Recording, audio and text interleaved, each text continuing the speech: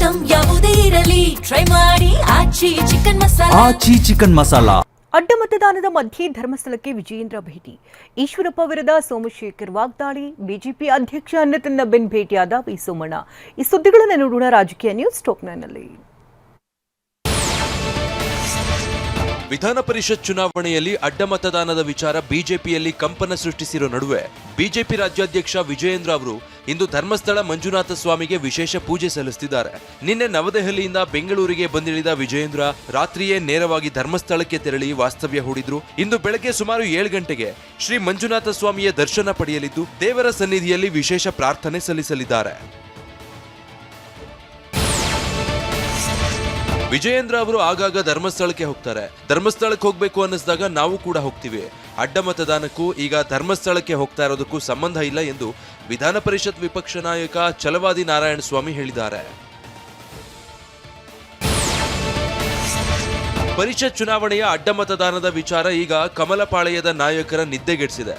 ಅಶೋಕ್ ಅವರು ವಿಜಯೇಂದ್ರ ಅಭ್ಯರ್ಥಿ ಸೋಲಿಸಲು ಅವರೇ ಅಡ್ಡ ಮತದಾನ ಮಾಡಿಸಿರಬಹುದು ಅಂತ ಎಸ್ಟಿ ಸೋಮಶೇಖರ್ ಬಾಂಬ್ ಸಿಡಿಸಿದ್ದಾರೆ. ಇದರ ನಡುವೆ ಸೋಮಶೇಖರ್ ರಾಜೀನಾಮೆ ಕೊಡ್ಲಿ ಎಂದಿದ್ದ ಕೇಂದ್ರ ಸಚಿವೆ ಶೋಭಾ ಕರಂದ್ಲಾಜೆ ಆಗ್ರಹಿಸಿದ್ರು. ಇದಕ್ಕೂ ತಿರುಗೇಟ್ ಕೊಟ್ಟಿರುವ ಸೋಮಶೇಖರ್ ಈ ಅಲ್ಲೋಲ ಕಲ್ಲೋಲಕ್ಕೆ ಶೋಭಾ ಕರಂದ್ಲಾಜೆಯೇ ಕಾರಣ ಅಂತ ತಿರುಗುಬಾಣ ಬಿಟ್ರು. ಅವರು ಪಕ್ಷ ಬಿಟ್ಟು ಅಟ್ಲೀಸ್ಟ್ ಆಚಾದ್ರು ಹೋಗ್ಬೇಕು, ರಾಜೀನಾಮೆ ಆದ್ರೂ ಕೊಡ್ಬೇಕು, ಇಲ್ಲ ಪಕ್ಷದಲ್ಲೇ ಶಾಸಕರಾಗಿರ್ಬೇಕು ಮತ್ತು ಅಡ್ಡದ ಮತದಾನ ಮಾಡಬೇಕು ಮತ್ತು ನಾನು ಕಾಂಗ್ರೆಸ್ಸಿಗೆ ಹಾಕಿದ್ದೀನಿ ಅನ್ನುವಂಥದ್ದನ್ನು ಹೇಳಬೇಕು. ಇದು ನಡೀತಾ ಇರುವಂಥದ್ದು. ಇಷ್ಟೆಲ್ಲ ಅನಾಹುತ ಆಗಕ್ಕೆ ಭಾರತೀಯ ಜನತಾ ಪಕ್ಷದಲ್ಲಿ ಶೋಭನೆ ಕಾರಣ. ಶೋಭಾ ಮೇಡಮ್ಗೆ ಆರ್ ಅಶೋಕ್ ಕಂಡ್ರು ಆಗಲ್ಲ, ವಿಜೇಂದ್ರ ಕಂಡ್ರು ಆಗಲ್ಲ. ಇವರಿಬ್ಬರನ್ನು ಟಾರ್ಗೆಟ್ ಮಾಡಿ ಈ ಬಿಜೆಪಿ ಪಕ್ಷದಲ್ಲಿ ಅಲ್ಲೋಲ ಕಲ್ಲೋಲ ಮಾಡ್ಬೇಕಾದ್ರೆ ಈ ಅಮ್ಮನೇ ಕಾರಣ. ಈ ಅಮ್ಮನ್ನ ಫಸ್ಟ್ ಧರ್ಮಸ್ಥಳಕ್ಕೆ ಹೋಗಿ ನಿಲ್ಸಿದ್ರೆ ಅಶೋಕನ್ನ ಸೋಲಿಸಬೇಕು, ವಿಜೇಂದ್ರನ ಸೋಲಿಸಬೇಕು ಅಂತಕ್ಕಂಥದ್ದು, ಅವರಿಬ್ಬರಿಗೂ ಕೆಟ್ಟ ಹೆಸರು ತರಬೇಕು ಅಂತಕ್ಕಂಥದ್ದೇ ಮೈಂಡ್ ಮಾಡಿರ್ತಕ್ಕಂಥದ್ದೇ ಈ ಅಮ್ಮನೇ, ಶೋಭಾ ಮೇಡಮ್ಮೆ. 17 ಮಂದಿ ಪಕ್ಷಾಂತರಿಗಳಿಂದಲೇ ಬಿಜೆಪಿ ಹಾಳಾಗೋಯ್ತು ಅಂತ ಮಾಜಿ ಡಿಸಿಎಂ ಕೆಎಸ್ ಈಶ್ವರಪ್ಪ ಹೇಳಿಕೆ ಕೊಟ್ಟಿದ್ರು. ಇದಕ್ಕೆ ಕೌಂಟರ್ ಕೊಟ್ಟ ಎಸ್ಟಿ ಸೋಮಶೇಖರ್, ನಾವು ಪಕ್ಷ ಬಿಟ್ಟು ಹೋಗಿದ್ರಿಂದಲೇ ನೀವು ಮಂತ್ರಿಯಾಗಿದ್ದು, ನಿನ್ ಯೋಗ್ಯತೆಗೆ ಇಷ್ಟು ಬೆಂಕಿ ಹಾಕ ಅಂತ ಕಿಡಿಕಾರಿದ್ರು. ಹಿಂದೆ 17 ಜನ ಕಾಂಗ್ರೆಸ್ಸಿಗರು ಕಾಂಗ್ರೆಸ್ ಪಕ್ಷಕ್ಕೆ ರಾಜೀನಾಮೆ ಕೊಟ್ಟು MLA ಸ್ಥಾನಕ್ಕೆ ರಾಜೀನಾಮೆ ಕೊಟ್ಟು ಬಿಜೆಪಿ ಬಂದು ಸೇರ್ಕೊಂಡು ದುಡ್ಡು ತಗೊಂಡು ಚುನಾವಣೆಗೆ ನಿಂತು ಚುನಾವಣೆ ಗೆದ್ರು. ಅದಕ್ಕೋಸ್ಕರ ಕಾಂಗ್ರೆಸ್ ಬಿಜೆಪಿ ಸರ್ಕಾರ ಹಾಳಾಗೋಯ್ತು. ನಾವೇನಾರು ನಿಮ್ಮ ಮಂತ್ರಿ ತೆಗೆದ್ವಾ? ಯಾಕೆ ಮಂತ್ರಿಗೆ ರಾಜೀನಾಮೆ ಕೊಟ್ಟಪ್ಪ? ನಿನ್ ನಾಲ್ಗೆನ ಸರಿಯಾಗಿ ಇಟ್ಕೋ. ನಿನ್ ಏಜ್ಗೆ ಗೌರವ ಏನ್ ಕೊಡ್ಬೇಕು ನಾವು ಕೊಡ್ತೀವಿ. ಏನ್ ಖರೀದಿ ಮಾಡಿದ್ರ ನಮ್ಮ ಏನ್ ಯೋಗ್ಯತೆಗಷ್ಟು ಬೆಂಕಿ ಹಾಕ? ಅಲ್ಲ, ಯಾರು 17 ಜನ ಯಾರು ದುಡ್ಡು ತಗೊಂಡಾರ ಅವ್ರಿಗೆ ಹೇಳ್ತದೆ. ಅಡ್ಡ ಮತದಾನದ ವಿಚಾರವಾಗಿ ಮೊನ್ನೆಯಷ್ಟೇ ವಿಜಯೇಂದ್ರ ಮತ್ತು ಆರ್ ಅಶೋಕ್ ಬಿಜೆಪಿ ರಾಷ್ಟ್ರೀಯ ಅಧ್ಯಕ್ಷ ನಿತಿನ್ ನಬೀನ್ರನ್ನ ಭೇಟಿಯಾಗಿ ವರದಿ ಸಲ್ಲಿಸಿದ್ರು.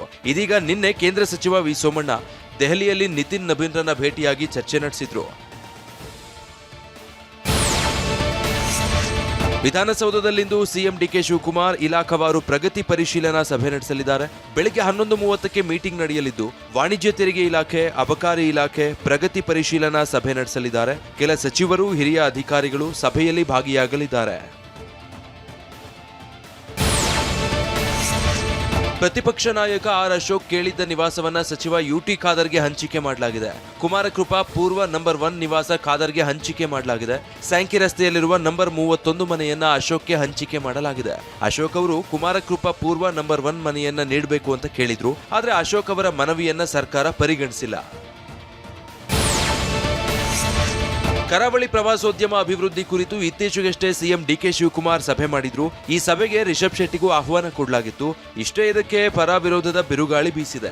ಡಿಕೆ ನಡೆ ಬಗ್ಗೆ ಕಾಂಗ್ರೆಸ್ ಮತ್ತು ಬಿಜೆಪಿ ಪಾಳೆಯದಲ್ಲಿ ಅಸಮಾಧಾನ ಸ್ಫೋಟಗೊಂಡಿದೆ. ಮಂಗಳೂರು ಉತ್ತರ ಕ್ಷೇತ್ರದ ಬಿಜೆಪಿ ಶಾಸಕ ಭರತ್ ಶೆಟ್ಟಿ ತಮ್ಮನ್ನ ಸಭೆ ಕರೆದಿಲ್ಲ, ಶಾಸಕರ ಮಾತನ್ನ ಕೇಳಬಹುದಿತ್ತಲ್ವಾ ಅಂತ ಪ್ರಶ್ನಿಸಿದ್ದಾರೆ. ಈ ಒಂದು ಸಭೆಗೆ ಜನಪ್ರತಿನಿಧಿಗಳನ್ನು ಇಡೀ ಕರಾವಳಿ ಉದ್ದಗಸ ಯಾರನ್ನು ಸಹ ಈ ಒಂದು ಸಭೆಯಲ್ಲಿ ನಮ್ಮನ್ನು ಇನ್ವಾಲ್ವ್ ಮಾಡಲಿಲ್ಲ, ನಮ್ಮನ್ನು ಯಾರನ್ನು ಸಹ ಮೀಟಿಂಗಿಗೆ ಕರಲಿಲ್ಲ. ಇವರ ಸೀರಿಯಸ್ನೆಸ್ ಬಗ್ಗೆನೇ ನಮಗೆ ಡೌಟ್ ಸ್ಟಾರ್ಟ್ ಆಗಿದೆ. ಪುನಃ ಈಗ ಡಿ ಕೆ ಬಂದರು, ಇವರೊಂದು ಏನೋ ಮಾಡ್ತಾ ಇದ್ದಾರೆ. ನಮ್ಮ ಮಾತನ್ನು ಸಹ ಕೇಳ್ಬೋದಲ್ಲ, ನಿಮ್ಮ ಅಭಿಪ್ರಾಯ ಏನು? ನಮ್ಮ ಅಭಿಪ್ರಾಯನ ಹೇಳ್ತಾರೆ. ಫೈನಲ್ ಆಗಿ ಡಿಸೈಡ್ ಮಾಡೋದು ಅವರೇ. ಈ ಸೋಷಿಯಲ್ ಮೀಡಿಯಾದ ಬರೋದಕ್ಕೆಲ್ಲ ಉತ್ತರ ಕೊಟ್ಟರೆ ಆಗ್ತದ?